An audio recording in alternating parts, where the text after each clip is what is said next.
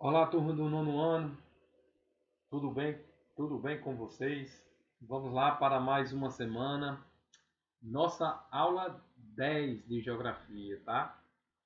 Semana passada nós não tivemos, a aula, em virtude do feriado de Nossa Senhora Aparecida, a padroeira do Brasil, e feriado nacional, né? E também no dia seguinte a antecipação do feriado do Dia do Professor. Portanto, a aula 10 ela está sendo agora ministrada nessa semana. Pessoal, vamos estudar a primeira parte do último capítulo, do capítulo 4, tá? Do tema 2, que é justamente o capítulo de recursos naturais e fontes de energia. Esse importante tema da geografia. Portanto, deixem os livros abertos na página 59, 60 e 61, nessa sequência que está justamente direcionada à nossa videoaula. Vamos lá, nono ano? Cadeia produtiva é o nosso primeiro tópico a ser estudado, aí na página 59. Grande parte dos produtos que consumimos, seja ele qual for, que vocês consomem, que nós consumimos, eles são produzidos em cadeias industriais. E vocês irão entender o que é que significa uma cadeia produtiva ou uma cadeia industrial, né? Por meio da transformação dos recursos naturais. Os produtos industrializados, eles são justamente produtos transformados de recursos naturais, a matéria-prima, para um produto industrializado.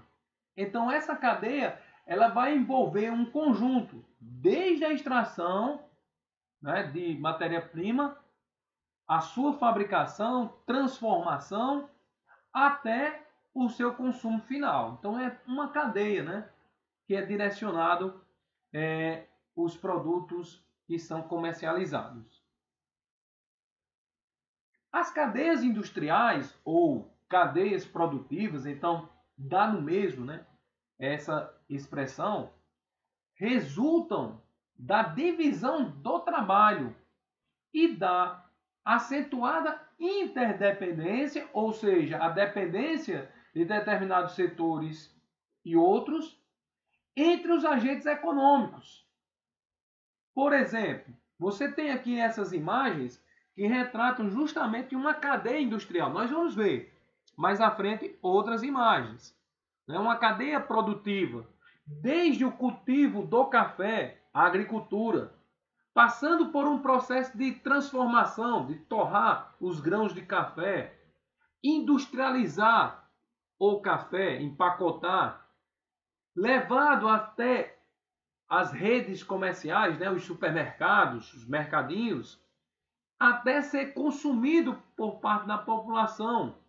Então, nessa escala, ocorre justamente uma divisão do trabalho, desde o agricultor até o lojista ali que vende nos supermercados, determinados produtos. Então, isso é a cadeia produtiva e ocasiona essa interdependência desses agentes econômicos na agricultura, na indústria e do comércio.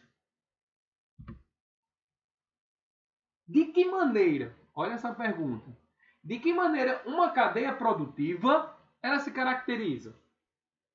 Vamos entender a cadeia produtiva como um complexo conjunto de etapas nas quais as matérias-primas passam por transformações em diversos técnicos, ou melhor, em diversos estágios técnicos integrados, realizados por diferentes unidades, até se tornarem produtos acabados a serem distribuídos e vendidos para o consumo.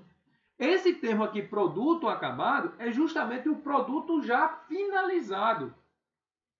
Outro exemplo nessas imagens, você tem a produção da pecuária, criação de animais para a produção de leites. o leite que é transportado para uma indústria, para justamente engarrafá-lo, vender, né, o leite em garrafa, e que é levado a um supermercado e que nós vamos lá comprar, consumir. Então, pessoal, entenda que a cadeia produtiva é esse complexo conjunto de etapas, desde a matéria-prima, passando por transformações, né? Diversos estágios técnicos estão integrados. Vai ser realizado em diferentes unidades: atividade agrícola, a indústria, os supermercados, as lojas, até, né, ser distribuído e ser vendido para o nosso consumo. Para que determinado produto esteja pronto para o consumo, exemplo, um suco da laranja, outras imagens aí que vocês estão percebendo essa cadeia produtiva, são necessários diversos recursos. Como é que começa essa cadeia? A exploração da matéria-prima, seja ela agrícola, no caso, plantação aqui, né, da laranja, que vocês estão observando aí na imagem. Mas pode ocorrer também por um mineral, um vegetal, ou de criação, como nós vimos aí do gado leiteiro agora há pouco, agrícola, da laranja, repetindo novamente. Começa nessa exploração da matéria-prima. Então nós podemos elencar aqui a primeira etapa. A segunda seria o seu processamento industrial. A laranja, ela vai ser transportada para uma indústria onde vai ser fabricado o suco da laranja. Esse processo é de transformação e está inserido numa atividade industrial, até ser levado ao consumidor final, nas lojas, né, nos supermercados. Outro ponto importante, além, né, dessa cadeia finalizar aqui no consumidor final, nono ano, outro ponto muito importante são os meios de transportes que são utilizados em toda essa cadeia. Transportar a laranja para as indústrias, o suco da laranja engarrafado para o comércio. Então, os meios de transporte, seja ele de qual modalidade for, ele é muito importante nessa cadeia produtiva. Ao longo desse processo, na fabricação de um único produto, pode haver a participação de dezenas de países, milhares de pessoas, no contexto da divisão internacional. Olha só, internacional, entre os países, né? Divisão internacional do trabalho, da economia global. Por exemplo, você tem um produto tecnológico, o celular. Nessa cadeia produtiva, ela pode ter a participação de mais de um país. O visor do celular, ele pode ser fabricado em um país. A tela, né, em outro país. O chip em outro país. A bateria em um outro país, né? O processador em um outro país. E tudo é levado para um outro país para ser montado. Então, olha como a cadeia, ela também pode ocorrer uma divisão internacional do trabalho. Cada país pode estar lá direcionado a uma etapa produtiva. E isso ocorre nos dias de hoje. Muitos produtos, principalmente esses produtos tecnológicos, eles não possuem todo, desde a matéria-prima até o produto final, o produto acabado, em um único só país. Percebe? Então, vários países podem estar lá, ali inseridos, né, na fabricação de determinados produtos. Principalmente, ressaltando novamente, os produtos tecnológicos. Computadores, celulares. Para que uma cadeia produtiva ela funcione, a disponibilidade de recursos naturais é essencial. Seja como fornecedora de matéria-prima para ser transformada, né? Seja como fonte de energia. Então perceba que a matéria-prima, ou melhor, os recursos naturais, é essencial nesse processo de cadeia produtiva, como matéria-prima, como fonte de energia.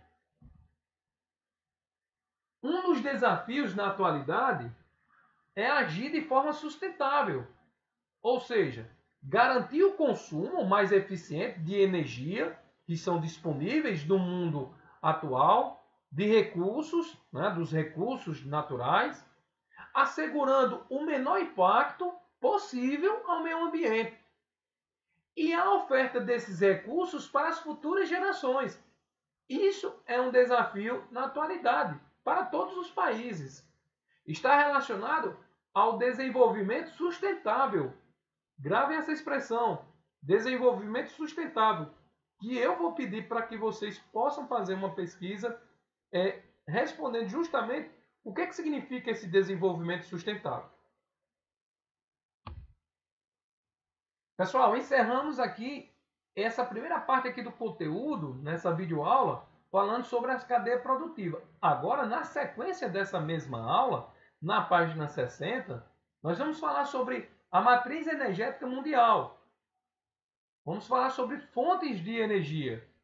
Nós vimos agora há pouco, falei para vocês, que a matéria-prima ela é essencial, é de fundamental importância para recursos naturais serem explorados como matéria-prima, mas também ela é de fundamental importância no fornecimento de energia. Matéria-prima para fornecer energia. Energia, nono ano, pode ser definida como a capacidade de produzir movimento. A energia ela pode ser transferida, ela pode ser transformada. A energia ela é de fundamental importância para as nossas vidas. Para a produção industrial, ela é muito importante. Ela é importante no desenvolvimento de uma sociedade moderna. Ou seja, quanto maior for a modernidade daquela sociedade, com toda certeza, maior é o consumo de energia. Então, nós temos aqui alguns fatores, né, que vão estar colaborando para a importância da energia. Dentro do contexto de matriz energética mundial, nós vamos exemplificar algumas dessas matrizes. No início, para o nosso estudo, vamos direcionar aqui a matriz de combustíveis fósseis, que é a principal fonte de energia utilizada no mundo. Quem é que reúne os combustíveis fósseis? Nós podemos elencar aqui 3 combustíveis fósseis como matriz energética, que é explorada no mundo todo. Petróleo, carvão mineral, gás natural, que respondem por aproximadamente 80% da matriz energética do planeta. Somente essas 3 fontes de energia que são consideradas, pensem, são consideradas, nono ano, como combustíveis fósseis. Vamos falar de cada uma delas, tá? Primeiro, nós vamos falar, vai aparecer aqui na frente, aqui em cima, petróleo. 1/3 da energia que movimenta o mundo. Essa fonte de energia, petróleo, impulsiona a economia global. Destaque aí, nono ano. É a principal fonte de energia do planeta. Além de ser fonte de energia, o petróleo ele é matéria-prima para milhares de produtos. Nós conhecemos, né? A gasolina é um produto, né, que nós compramos, né, para abastecer as motos, né, os veículos, né, os carros. O óleo diesel, o gás de cozinha, lubrificantes, asfalto, ceras, plásticos, como vocês podem observar aí na imagem, né? Detergentes, até maquiagem, remédios, tem como matéria-prima o petróleo. Então, pense e perceba que o petróleo ele é um importante recurso para a economia do planeta. Responsável também por problemas ambientais.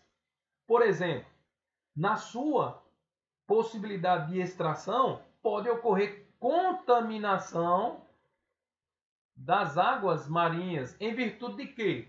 Porque muitas desse petróleo, né, muitas jazidas petrolíferas, elas são exploradas em oceanos e mares. Agora imagine, quando ocorre um vazamento de óleo, derramamento de óleo, né, o óleo considerado, né, o petróleo, vai justamente causar um forte impacto, um problema ambiental, que ocorreu justamente no nosso país. Já ocorreram alguns derramamentos, vazamentos de petróleo, destrói organismos aquáticos, como consequência, né? Morte de vegetais marinhos, diminui a oferta de oxigênio da atmosfera. Então, tudo isso é ocasionado, né, pela contaminação de águas marinhas. Outro problema ambiental que nós podemos referir justamente ao petróleo é a poluição provocada pela queima de seus derivados, principalmente a gasolina, o óleo diesel.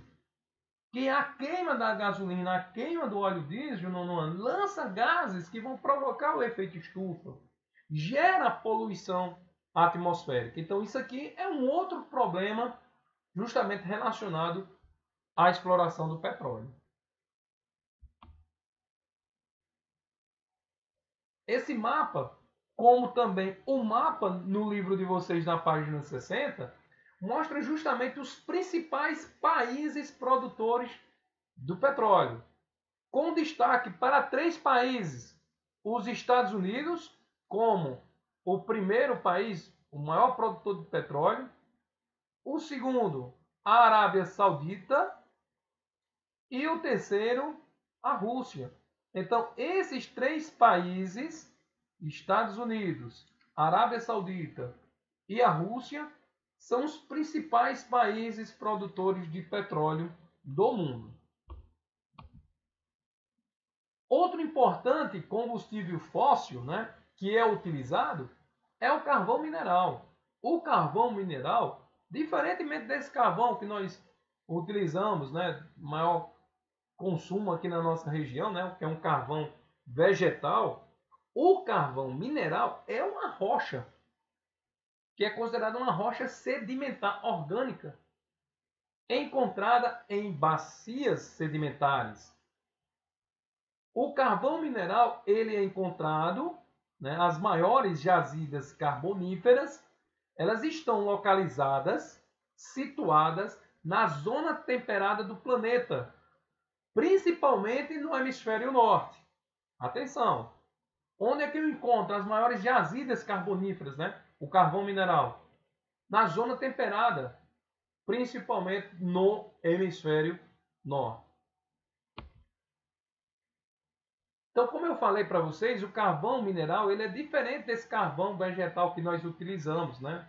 Mais comum aqui na nossa região. O carvão mineral ele é uma rocha e que permite a sua queima em fornos. E é utilizado principalmente para produzir eletricidades. Produz eletricidades, né, nas usinas produtoras, que elas são chamadas de termoelétricas, como vocês podem observar nessa imagem aqui, nessa segunda imagem. Termoelétricas, que é uma usina que vai gerar energia a partir da queima do carvão mineral. Então, essas termoelétricas, elas funcionam usando algum combustível fóssil. Pode ser o petróleo, pode ser o gás natural, pode ser o carvão mineral. Lembrem-se, nono ano, combustível fóssil recebe essa classificação: petróleo, gás natural e carvão mineral. Nós já falamos de petróleo, agora nós estamos falando sobre carvão mineral. E como ele é mais barato, é mais abundante, muitos países adotam para obter energia elétrica. Não no nosso caso. O Brasil, a principal fornecedora, vai ser justamente a energia hidrelétrica, que é a energia das águas, no Brasil. Mas no mundo, você tem uma grande utilidade do carvão mineral para gerar energia elétrica nas termoelétricas. O carvão mineral ele foi muito utilizado na primeira revolução industrial. Era a principal fonte de energia nesse processo, principalmente para aquecer as caldeiras das indústrias. Hoje, os maiores produtores de carvão mineral são a China, os Estados Unidos, a Índia, a Austrália, a Rússia, a Alemanha e a África do Sul. Esses são os países, os principais, os maiores produtores de carvão mineral.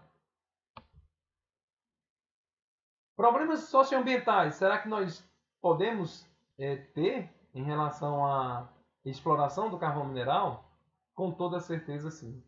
A emissão de poluentes a partir de sua queima, gás carbono, dióxido de enxofre, os óxidos de nitrogênio. Vocês que estão estudando aí ciência, né? Vocês estão vendo, né? Tendo esse conhecimento sobre química, né? Que é uma disciplina nova para vocês dentro da ciência.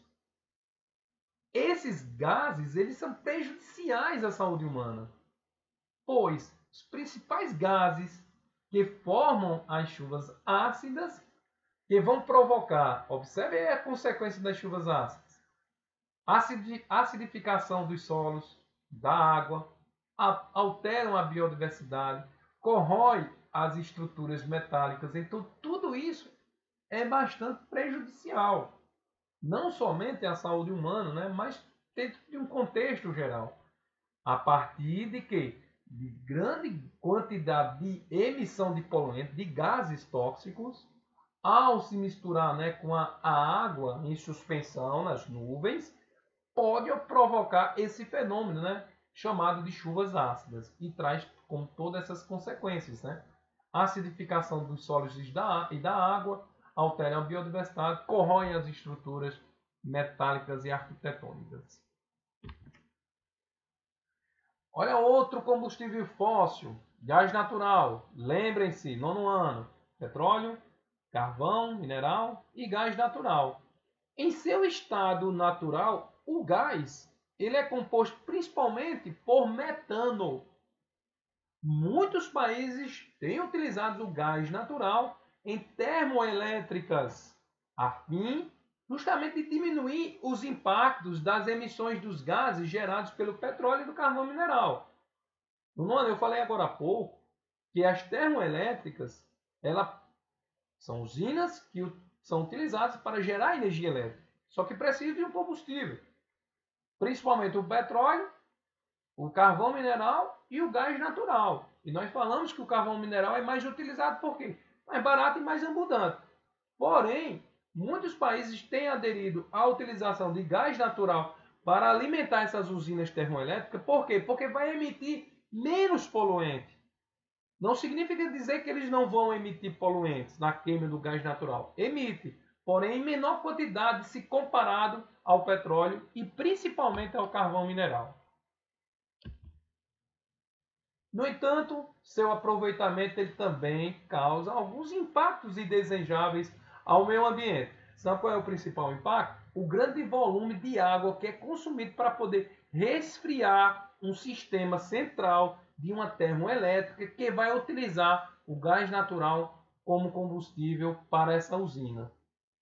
Principais países produtores de gás natural: Rússia, Irã, Estados Unidos, Arábia Saudita, Canadá e China. São os principais países que vão estar envolvidos nessa exploração do gás natural. 9º ano, grande abraço para todos vocês. Boa semana a todos. Resolvam o exercício. Tchau, tchau, pessoal. Grande abraço.